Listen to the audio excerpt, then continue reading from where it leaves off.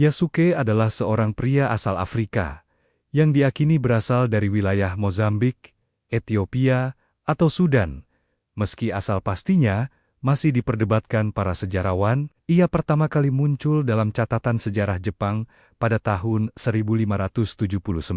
Ketika ia datang bersama misionaris Yesuit asal Italia bernama Alessandro Valignano. Saat tiba di Jepang, tubuhnya yang tinggi besar dan kulit hitamnya membuat orang-orang Jepang terkejut. Bahkan, banyak yang mengira tubuhnya dilumuri tinta. Karena keunikannya, Yasuke menarik perhatian banyak orang, termasuk para penguasa. Valignano membawanya sebagai pengawal, dan inilah yang membuka jalan Yasuke menuju kehidupan baru di Jepang. Ketika pertama kali tiba di Kyoto, Yasuke segera menjadi pusat perhatian. Ribuan orang berkumpul hanya untuk melihatnya.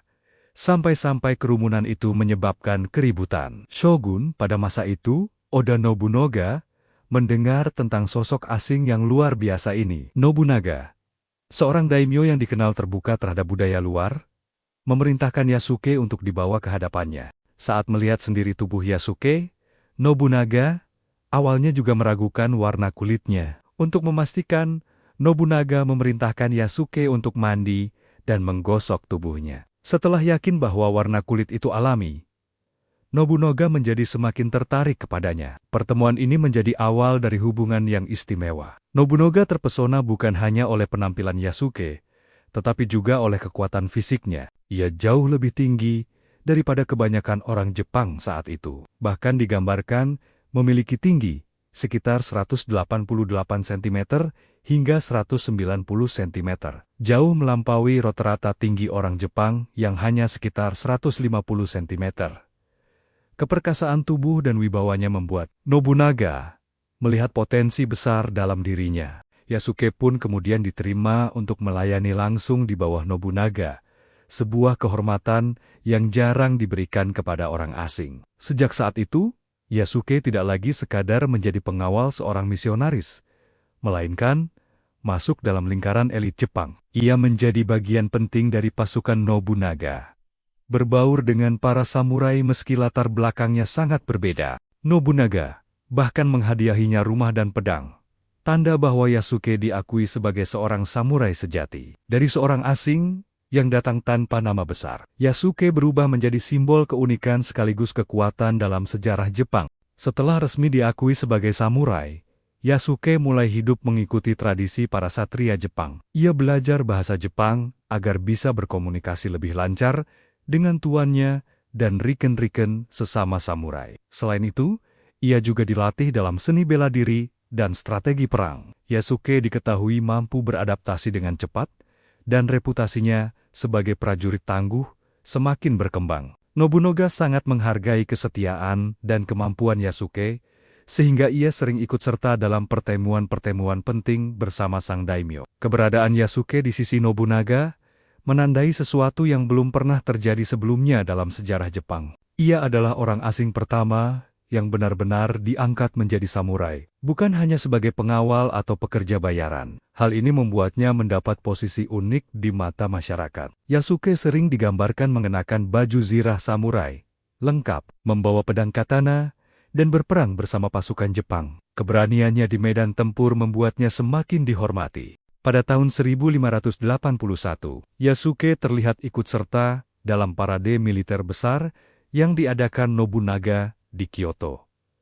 Kehadirannya sekali lagi menarik perhatian banyak orang. Catatan sejarah menyebutkan bagaimana tubuhnya yang besar membuatnya tampak menonjol di antara ribuan pasukan lainnya. Nobunaga tidak hanya menjadikannya simbol kekuatan militer, tetapi juga contoh nyata keterbukaan terhadap orang asing. Yasuke benar-benar menjadi bagian dari sejarah unik Jepang pada masa Sengoku. Hubungan Yasuke dengan Nobunaga tidak hanya sebatas samurai dan tuannya, tetapi juga mengandung unsur kepercayaan yang mendalam. Nobunaga sering mengajaknya berbicara, bahkan memperkenalkannya pada anggota keluarganya. Salah satu alasan Nobunaga menyukai Yasuke adalah karena ia bisa dipercaya. Berbeda dengan beberapa pengikut yang kadang berkhianat, keberadaan Yasuke memperlihatkan bagaimana seorang pria asing bisa masuk ke lingkaran terdekat penguasa Jepang, sesuatu yang jarang sekali terjadi pada masa itu. Masa paling dramatis dalam kehidupan Yasuke terjadi pada tahun 1582, ketika Oda Nobunaga dikhianati oleh salah satu jenderalnya, Akechi Mitsuhide. Peristiwa ini dikenal sebagai insiden Han-ji, di mana Nobunaga diserang mendadak saat berada di kuil Hanegi di Kyoto. Yasuke berada di sana dan turut bertempur membela tuannya. Pertarungan itu sangat sengit. Namun pasukan Nobunaga kalah jumlah. Yasuke menunjukkan keberanian besar, melawan tanpa mundur, meski tahu situasinya hampir mustahil dimenangkan. Ketika kekalahan tidak bisa dihindari, Nobunaga akhirnya memilih melakukan seppuku, yaitu bunuh diri demi menjaga kehormatan seorang samurai. Yasuke berada di sisi Nobunaga saat itu, menyaksikan akhir hidup tuannya. Setelah Nobunaga wafat, Yasuke tidak menyerah begitu saja.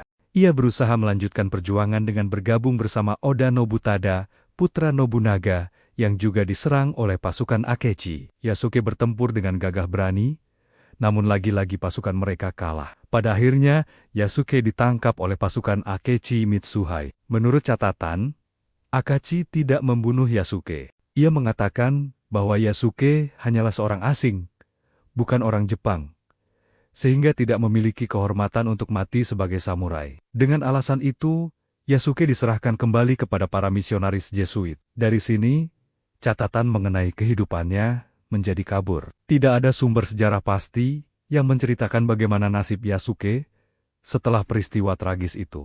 Beberapa sejarawan berpendapat bahwa Yasuke mungkin kembali hidup bersama komunitas Jesuit di Jepang. Ada juga spekulasi bahwa ia mungkin melanjutkan perjalanan ke luar negeri atau kembali menjadi pengawal para misionaris. Namun, kepastian mengenai akhir hidupnya tidak pernah ditemukan.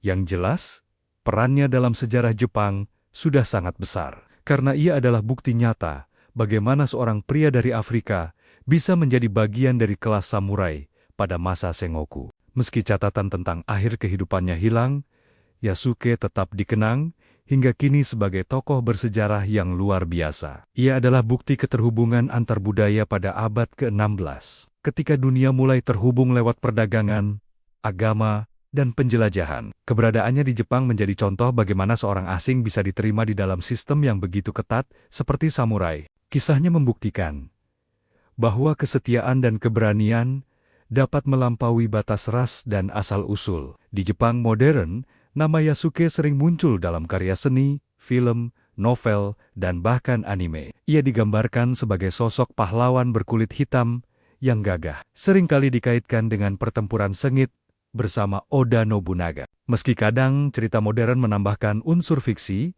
dasar kisahnya tetap bersumber dari fakta sejarah. Hal ini menunjukkan bagaimana kisah Yasuke terus hidup dan menginspirasi banyak orang hingga baribadibat.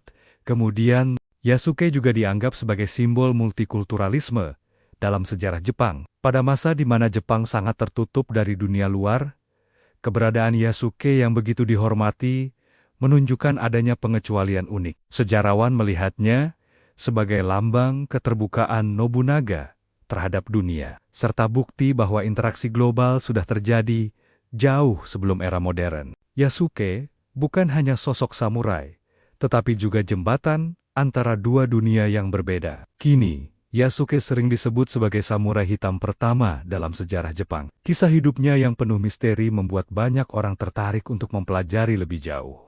Dari seorang pria Afrika yang dibawa sebagai pengawal misionaris, hingga menjadi samurai yang berjuang di sisi salah satu daimyo terbesar Jepang. Perjalanan hidup Yasuke adalah legenda nyata yang tak akan pernah dilupakan. Namanya tetap hidup sebagai bagian penting dari sejarah dunia.